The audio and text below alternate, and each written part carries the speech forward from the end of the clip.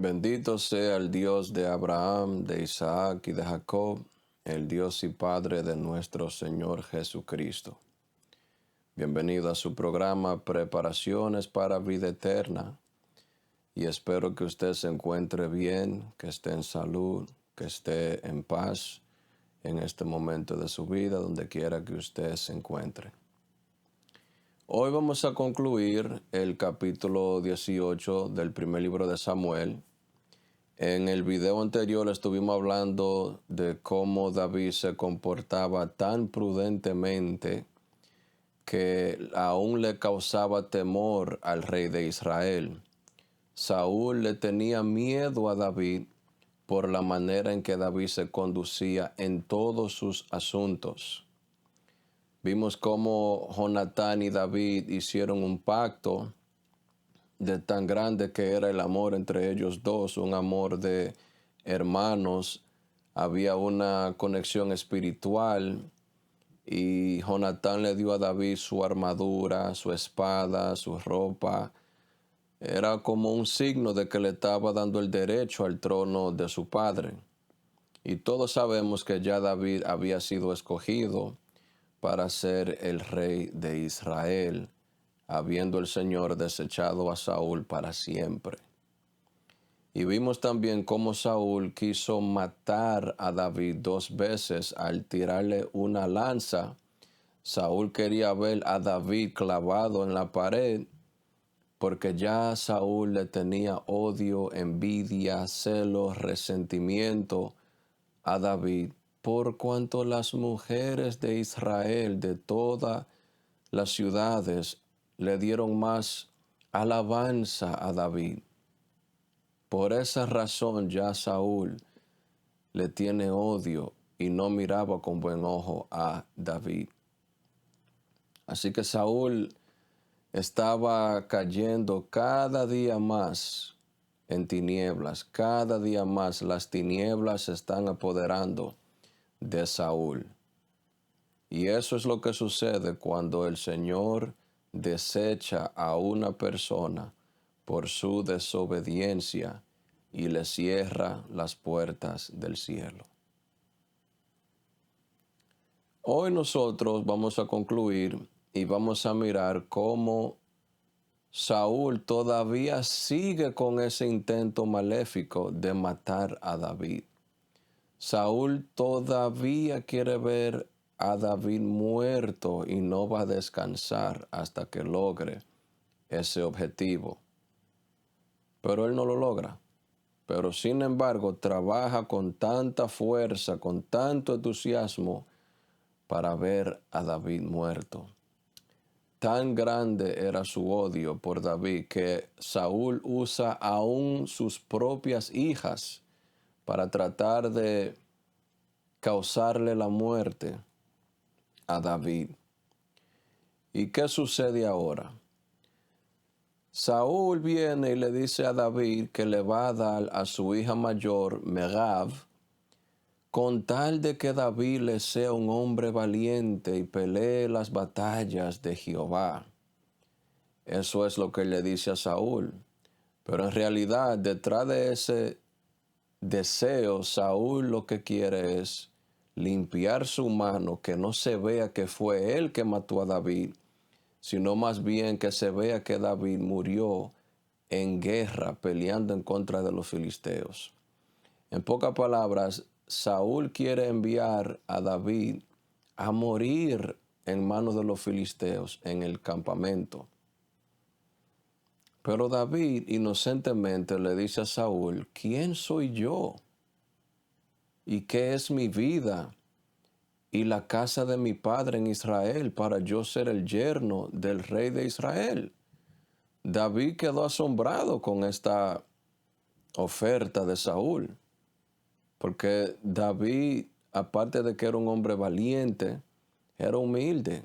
Y él reconocía su condición y de la familia que venía. David no venía de una familia rica, sino de una familia humilde, pobre. Pero que en realidad Saúl no le quería dar a Megab, su hija, de buena gana. Le quería dar a Megab con el fin de que David muriera en el campo de batalla, peleando las batallas de Jehová, como le dice Saúl. Es una jugada bien sucia de parte de Saúl. Saúl está reflejando el mismo comportamiento de Satanás, que el Señor lo reprenda, porque en realidad ya Saúl está en la mano de Satanás. Saúl no está en la mano de Dios.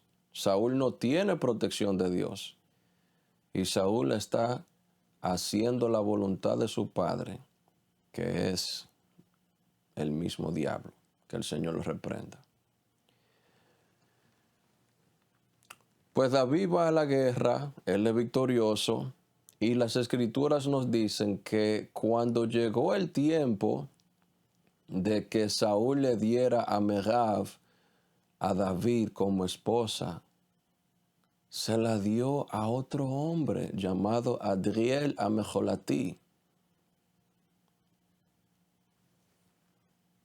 ¿Qué sucedió ahí? ¿Por qué Saúl no cumplió con su palabra?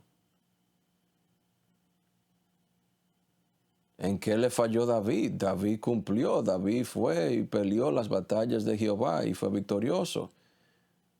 Entonces, ¿por qué le da a Merab a otro hombre? A Adriel Amejolatí, ¿por qué? Ya estamos viendo que Saúl no está cumpliendo ni con la palabra que él dice. Ya Saúl está quedando como mentiroso. Se está viendo que ya es un hombre débil, no tiene hombría, no tiene masculinidad, no tiene palabra. Y el hombre que no tiene palabra no vale nada.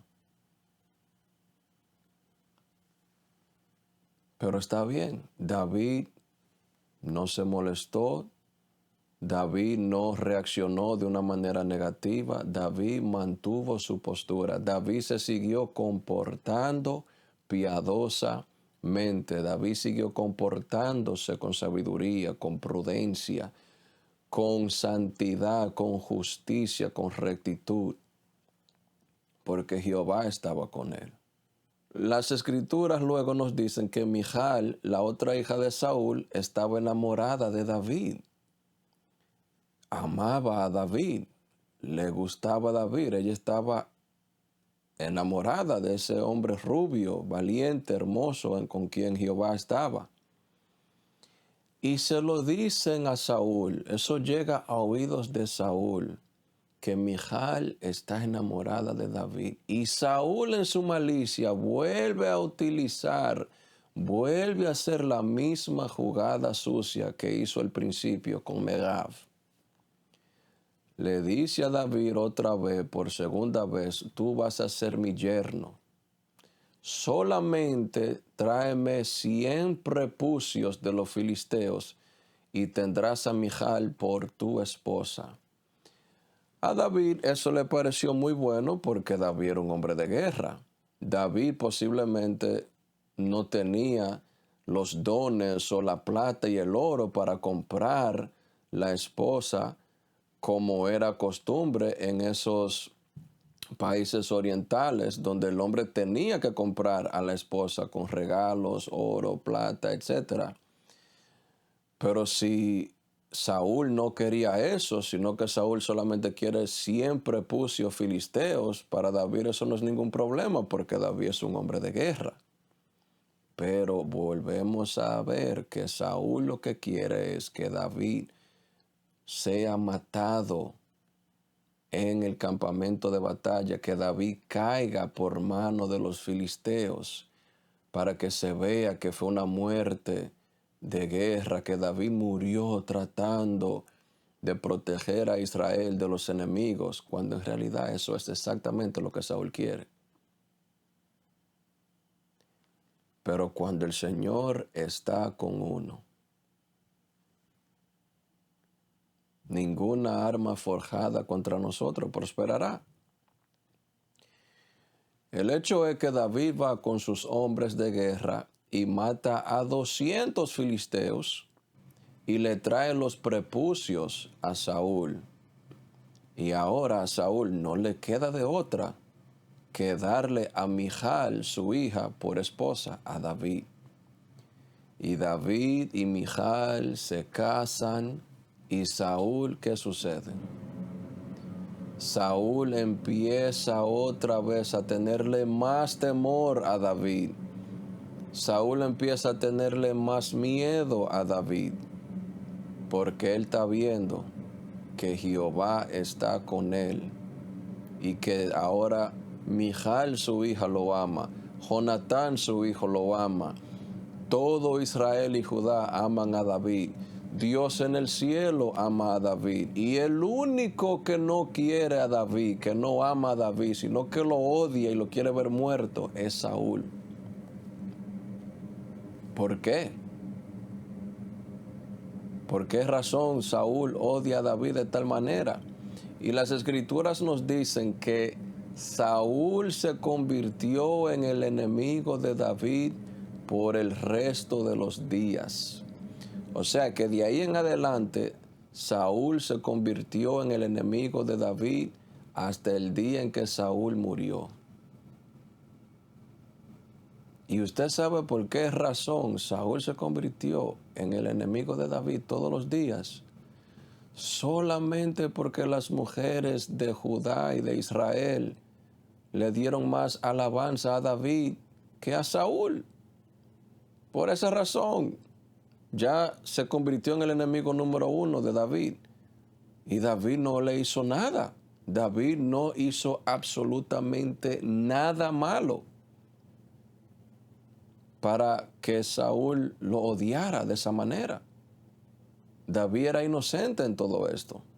David se mantuvo fiel, David se mantuvo prudente, se seguía conduciendo y comportando piadosamente, se mantenía caminando en justicia, en santidad, en su integridad. David no cambió su postura, aun cuando Saúl todavía lo perseguía, lo odiaba, lo quería ver muerto. Y nosotros, como creyentes, nos vamos a encontrar con personas como Saúl dentro del cristianismo, dentro de las iglesias, dentro de las congregaciones. Nos vamos a encontrar con personas como Saúl, que por alguna razón u otra no le vamos a caer bien y sin hacerle absolutamente nada. Porque simplemente hay personas que tienen el corazón podrido, tienen el corazón dañado, y son personas que profesan fe en Dios, profesan ser creyentes. Pero como Saúl, su corazón está corrompido. Nos vamos a enfrentar con personas como esta que nos van a pagar mal, nos van a tener mal ojo. Nos vamos a enfrentar con personas en congregaciones, en iglesias, que nos van a querer ver caer, van a querer vernos en el piso, van a querer vernos destruidos, van a querer vernos en el mundo, van a querer vernos como el mismo Satanás quiere vernos, que el Señor lo reprenda. Y esto es dentro de las congregaciones, dentro del cristianismo, no allá afuera en el mundo, sino dentro de las iglesias. Nos vamos a tocar con personas así, personas en el liderazgo, con pastores, con evangelistas, ministros, personas en alto rango que simplemente no le vamos a caer bien, no sé por qué. Pero en medio de todo eso, nosotros tenemos que mantener nuestra postura. Tenemos que comportarnos prudentemente, conducirnos con prudencia en todos nuestros asuntos, como lo hacía David. En medio de todas esas malicias que recibamos de parte de gente dentro de las iglesias, tenemos que mantenernos fiel a Dios, no pecar, no hacer el mal, no hacer las cosas malas, sino mantenernos fiel a nuestro Dios, porque Él es quien nos dará la victoria en medio de todo esto, y Él es quien pondrá en vergüenza a nuestros enemigos. Hay personas dentro de las congregaciones que pueden estar poniéndonos trampa, pueden estar tendiéndonos lazos y nosotros ni lo sabemos. Hay personas que están maquinando mal en contra de nosotros para vernos caer. Y si nosotros nos mantenemos fiel a Dios y nosotros nos comportamos piadosamente en justicia, en santidad, de todas esas cosas el Señor nos librará. Porque como dice el Salmo 32 al final, Rabin machovim lagasha, viaboteach badonai, chesed yesovevenu. Muchos dolores habrá para el impío, mas los que confían en el Señor, misericordia los rodeará. Y vemos cómo la misericordia de Dios protegió a David en el campo de batalla, lo protegió de la mano de los filisteos y lo protegió de las maquinaciones malignas de Saúl.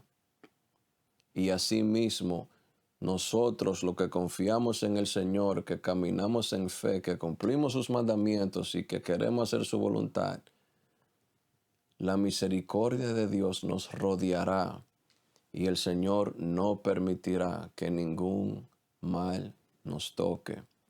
Pero tenemos que mantenernos fiel, tenemos que mantener nuestra postura, tenemos que ser como David, no pagando mal por mal, no comportándonos como esas personas que no quieren ver caído, sino siempre reflejando el carácter y la persona de Dios como Dios se ha revelado en Jesucristo, su Hijo unigénito. Vamos a ser probados como David fue probado. Vamos a ser probados dentro de las mismas congregaciones, porque no todo el que está en la iglesia realmente es del Señor. Acuérdese de la parábola del trigo y la cizaña, que el enemigo vino y sembró cizaña, y ahora la cizaña y el trigo crecen juntos. El que tiene sabiduría entiende lo que esto significa, pero es necesario que esto sea así. No vamos a tocar con personas maléficas como Saúl, pero Dios nos rodeará con su misericordia y nos protegerá y pondrá en vergüenza a aquella persona que nos quieren ver caídos. Que el Señor me lo bendiga, que el Señor te guarde, que el Señor haga resplandecer su rostro sobre ti y ponga en ti paz. Y nos veremos en nuestra próxima lectura de las Escrituras.